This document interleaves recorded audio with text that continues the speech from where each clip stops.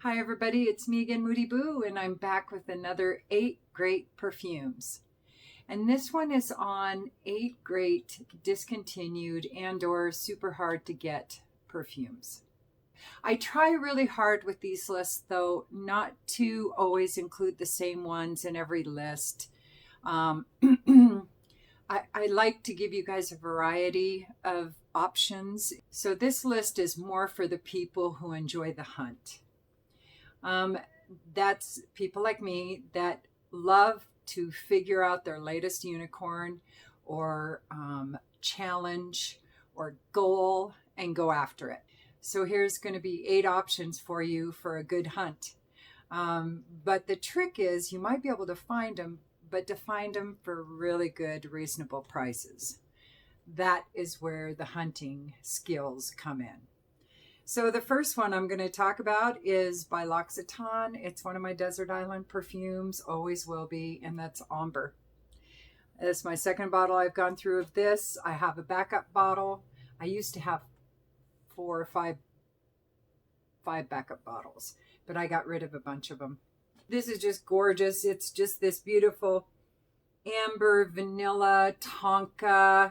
There's a little bit of citrus in there, and in the dry down there's some woods. I'm not going to talk a lot about it because I have talked so much about it because it's so fabulous.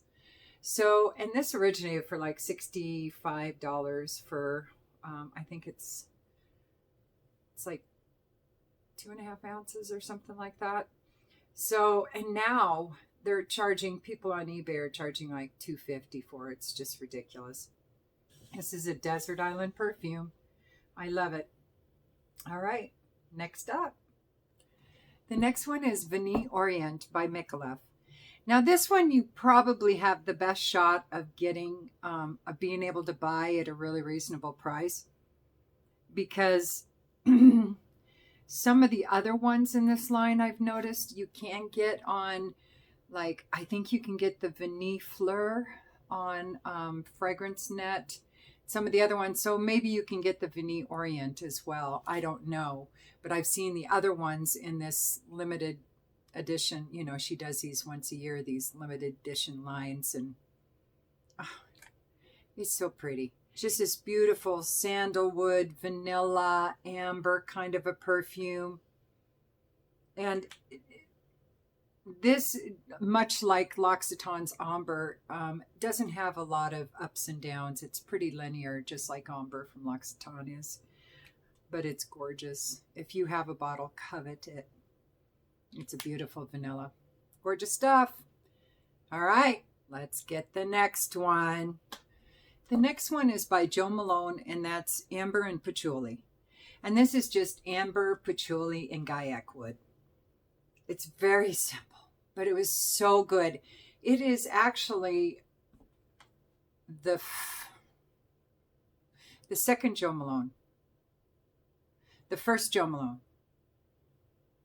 The second Jo Malone that I ever got. And I really didn't know how I felt about the Cologne Intense versions, but they do pretty good. Now, out of all the Cologne Intense versions that I have, this one probably performs the worst. But it's so pretty, so I decant it so I can take it with me and reapply it as necessary, because it's really gorgeous. It really is just all about amber and patchouli. And the Gaiac wood comes in there, but it doesn't go anywhere. It just stays there with the other 3 notes, and they just hang out and chill and make me feel good. And it's so pretty. Very unisex. All of these are very unisex. Well, so far. But I'm only on the second one. So, and true nature of Moody Boo. I hate talking about myself in the third person. But since Moody Boo is like my nickname, would that be fourth person? Anyway, so I had to put a Hilde Soliani on the list because, oh, she is my goddess.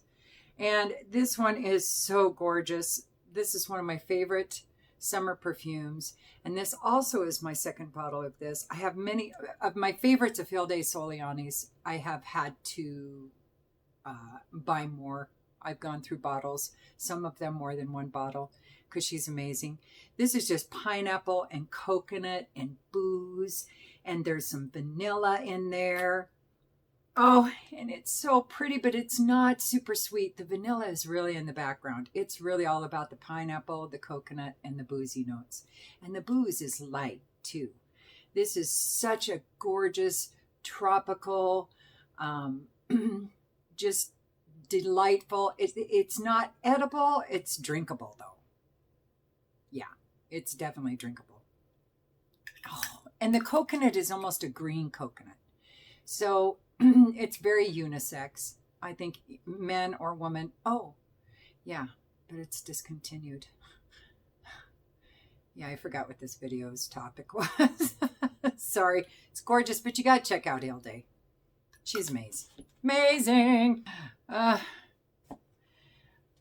a little too much perfume going on in here, and I stopped being able to smell anything. So I had to go sniff some coffee and come back, and now I can smell it. The next one is RXR Morphine. And as you can tell, I covet this bottle. I wear it very rarely because I knew it got discontinued, and I adore it. This is very honey, boozy, musky kind of a perfume. There's some spices in there, and it dries down. You get a little leather. It's so pretty. I was so sad it got discontinued.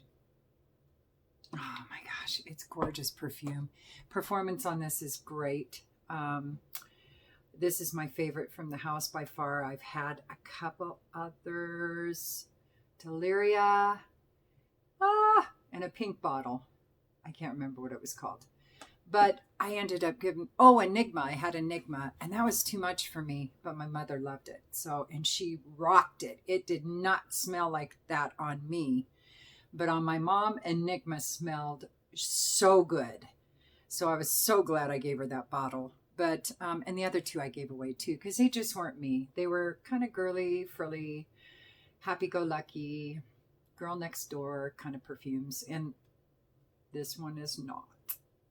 It's sweet. It's boozy. It's got a little spice in there. Performance is great. It's a beautiful perfume. If you can hunt this one down and get a decent price on it, I think it was originally like $180 originally, I want to say. Next one is a very hard one to get, but if you can, get it. Why am I telling you to do that? Well, because you're not going to be able to get a sample of it. And if you love chocolate and patchouli, then you should really get Yves Rocher Neo-Nocturna Cocoon. I have a backup bottle of it. I keep it in a very special container. It's like cradled in a little pillow and stuff, and it's got a little lid just in case, because that's how good this is. Performance is wicked good. It's a beautiful chocolate and patchouli, and it's really well blended. I think when this originally came out, it was like $50 or $60. And honestly, I got it for right about that and my backup bottle. I think I paid $70 for them. I don't even know if they were discontinued yet, actually, when I bought them. Maybe they were. So if you want a good hunt, get this and get it when you can, because it's amazing. I could have put on the list something like Nightfall Patchouli by Carolina Herrera, but I already put her on one list recently. I think it was my perfume tag and Show Me Your Spritz perfume tag. And so, yeah, she was my unicorn. And so I don't want to, like I said, do a lot of crossover with perfumes. That's why she is not on here. But I can't not include Neo-Nocturna Cocoon. If you guys, like I said, love some chocolate and patchouli, you need to hunt this one down. So this next one I have had for quite some time. It's still good because I keep my room cold and dark. It is amazing. I don't hear anything about this house anymore. And this is Nezu Hiroshima MonAmour. I absolutely adore this perfume. It's beeswax and cherry. And there's some yuzu in there. And there's some vanilla. And it doesn't have a lot of ups and downs either. It's fairly linear, but it's this beautiful, fruity, sweet, almost edible perfume.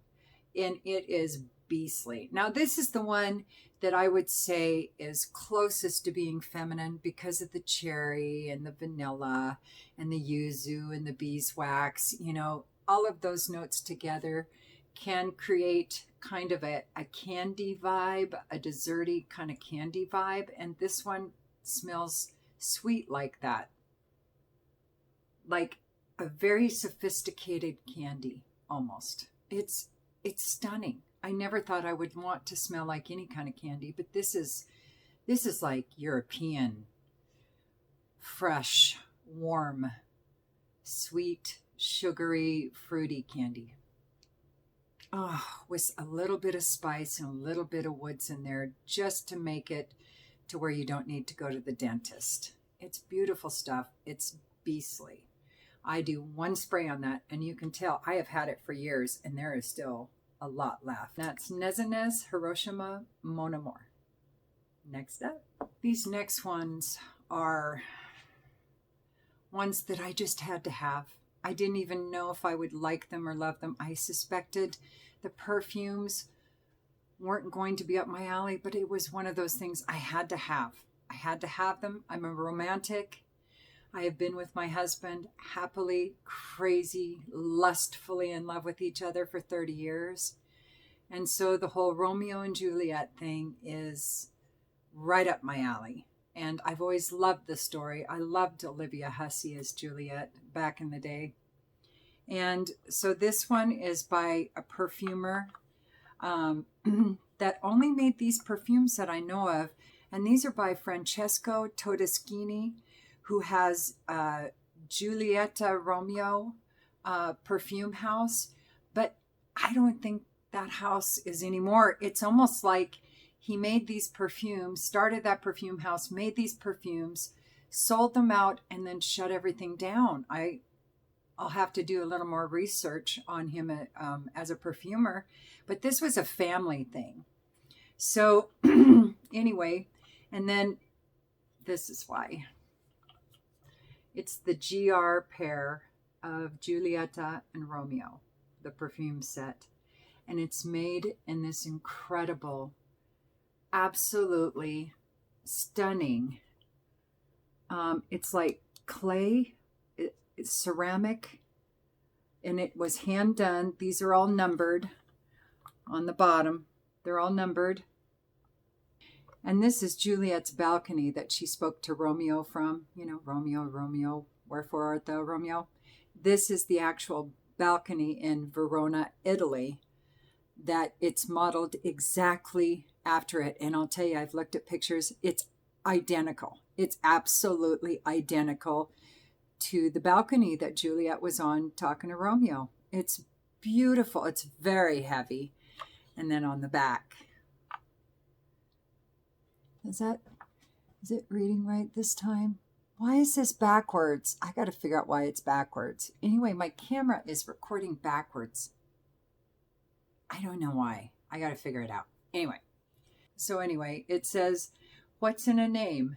That which we call a rose, by any other name would smell as sweet. And that was by William Shakespeare from Romeo and Juliet. Just stunning. Now the perfumes themselves, let me pull them out. And these are the perfumes. This is Giulietta and this is Romeo. And they are both very violet based. Both of them have violet and citrus. And I think they both have a little iris. Now Giulietta has some iris and rose in there as well. And they both have a slightly oriental dry down, but not much. They're fairly linear. Of the two, I definitely prefer Romeo because I think he's a little smoother around the edges than Giulietta is. But I'm not a violet person. So these aren't perfumes that I would wear necessarily. But I love having this in my collection. It's a work of art with the balcony. It's absolutely incredible. I am thrilled that I have them. I'm not sure how you would get these. because I believe there was only like, was there like 500 of them made in the whole world or something like that? I don't know. I have number, it looks like 61. So I'm not sure how many are made. It might have been less, might have been a little more. But anyway, I'm just thrilled to have a little piece of Romeo and Juliet for myself. Just gorgeous, beautiful, beautiful perfumes. And this was about, I want to say $450 for the pair in the balcony. You had to buy the whole thing. And it was just totally worth it. Even though I'll probably never wear these. Doesn't matter. I collect. That's why I have a collection. Because I like to collect. And aren't we all glad I collect perfumes instead of body parts or some crazy thing, right? That is 8 great perfumes, 8 discontinued, very hard to find perfumes. And for all of those hunters out there, go get them. All right, everybody. Have a good day. Peace.